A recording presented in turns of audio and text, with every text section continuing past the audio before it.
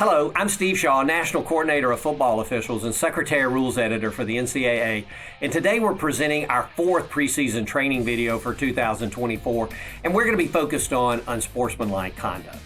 Now, we all know having great judgment and knowing when to get our marker out for unsportsmanlike acts, well, is crucial to help maintain our game flow and decorum across all of our contests. And overall, we've gotten great feedback from the Rules Committee on our judgment on celebration fouls. We're not being overly technical, but when players cross the line, we're getting the marker out. But we must continue to penalize any taunting action. There's no latitude in taunting, and it really has no place in our game. So let's continue to work to be excellent in recognizing unsportsmanlike acts. It represents about 5% of the fouls in our game, but they're crucial calls to help keep our game intact. So with that, let's look at some unsportsmanlike conduct fouls from our previous bowl season. Our first play, the quarterback's going to drop back, and then he throws deep down the boundary to number one of the offense. And the ruling on the field is going to be a catch by our side judge. And as we go back and take a look at the replay, we see that the receiver gains firm control of the ball, really gets both feet down, and the side judge stays with the play to ensure number one maintains firm control as he goes to the ground. So this is good crew work as the back judge is going to come over and continue to work the dead ball period. And we see that number one, he goes right after the cornerback. He taunts him and then really headbutts him. So it's an excellent call for unsportsmanlike conduct by the back judge.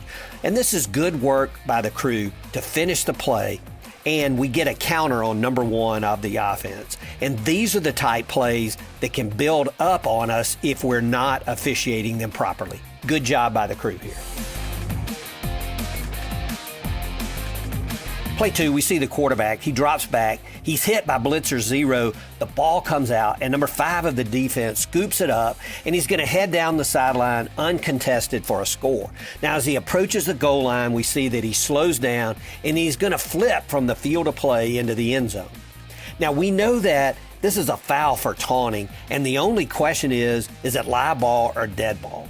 We know that if this is a live ball foul, it negates the score, and we penalize 15 yards from where the runner begins his flip, which is right at the 1 yard line. Now, if in question as to the location of where the runner began his diving action, we make this a dead ball foul if we're unsure.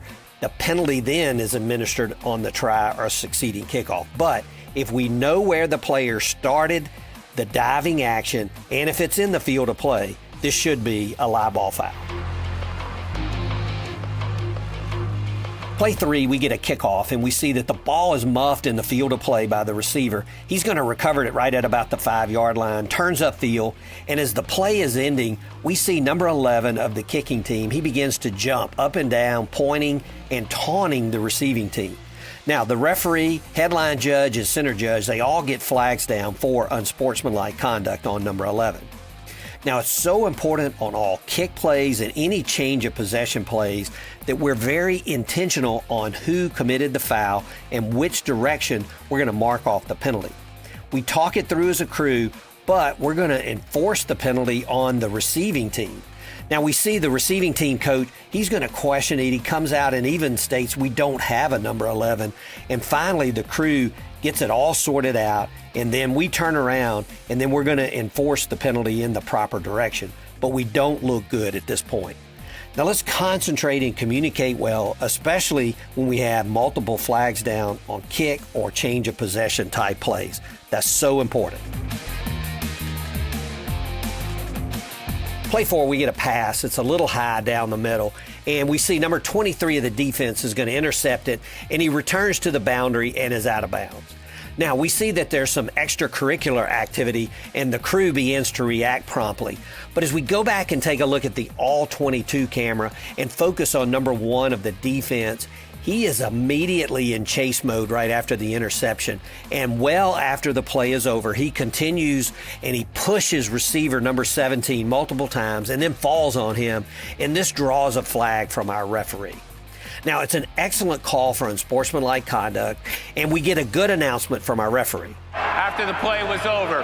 Unsportsmanlike conduct, number 1 on Texas State. That's his second unsportsmanlike conduct. He's ejected from the game. Now, we know if a player gets his second unsportsmanlike conduct foul in a game, he is ejected. But, crew on the field, let's make sure when we have multiple unsportsmanlike conduct fouls, we know the specific player. And we see here, right after the announcement, replay begins to go back to the previous unsportsmanlike conduct foul on number 1. And as they find it, they see that the call is on number 1 of the offense from Texas State. And they know that there are 2 number 1s, so they're going to alert the crew on the field and let them know that these were on different players. Ultimately, the crew on the field corrects this. Both number 1s have a counter but can stay in the game. So this is a good job replay helping out on the field. But on the field, let's make sure we're aware of which player we call for unsportsmanlike conduct. Play 5 from our postseason, we see the quarterback, he's going to drop back to pass. He throws over the middle, and linebacker 0 is going to step in front, intercepts the ball, and it's going to be a pick 6. Now, the celebration initially is fine, but at the end, the defense, they begin to turn around. They head to the back of the end zone. Defenders begin to gather for a choreographed picture, and as we look at the action closer, there are players that have come out onto the field from the bench in this pose grouping. As we can see, more than 11 are in the frame. And as we pan back, we see that this group is actually holding up the try. So this type of prolonged action with players coming from the team area to join in on the hijinks, this is worthy of an unsportsmanlike conduct foul. Play 6, we get a simple handoff up the middle, and it results in a very short game. But there's continued action in the dead ball period, and the center judge gets a marker down, and he does a good job of being a presence with the umpire, and he gets all the action shut down. Now, the officials get together, they talk it through, and we're going to go with a face mask foul on number 2 of the defense. But as we go back and take a look at the action, number 82 of the offense, he continues to block and drive number 2 with his hands on number 2's helmet during the dead ball period. And then number 2 reacts, pulls 82's helmet off, and he seems to take a swipe at number 82 with the helmet. Now, this is a tough play, and the crew reacted well, but I think both number 82 and number 2 deserve an unsportsmanlike conduct foul for their actions. And we should consider ejecting number 2 with the flagrant action of trying to hit his opponent with the helmet. So it's good work by the crew to shut the play and all the action down. It's a tough play, but let's work to see all the dead ball action. Play 7, the quarterback, he takes a high snap. He's going to look downfield and then quickly decides to run. Now he's going to lower his shoulder and he makes the line to gain. And we're going to get a flag down just after the play from our referee, and we get an excellent announcement from the referee. Into the play. Unsportsmanlike conduct. Defense, number 1, is first of the game. 15-yard penalty from the end of the run. Automatic. First down. Now, as we go back and take a look at the action, we see that number 1 of the defense, he's in the pile, and he's going to shove the face of the quarterback into the ground. And this is the type play that can ignite hostilities in the game if we don't take care of business. So this is an excellent job to observe and stay alert in the dead ball period. Well done. Our last unsportsmanlike conduct play from the postseason, we see that the offense is up big in the fourth quarter, and they're threatening again. Now, the quarterback takes the snap. He's going to throw to the corner of the end zone, and we get a great catch by number 9 of the offense. Number 9 immediately goes and gives a big spin to the ball, and then he and a couple of his teammates join in together in some sort of dance. And we're going to get a flag down for the crew for unsportsmanlike conduct.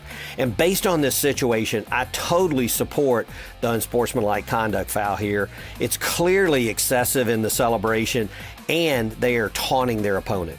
We get the flag down. We quickly break this up. This is a good job by the crew. Well, that's it for our unsportsmanlike conduct plays from the postseason. And let's all commit to staying alert for unsportsmanlike action, especially in the dead ball period.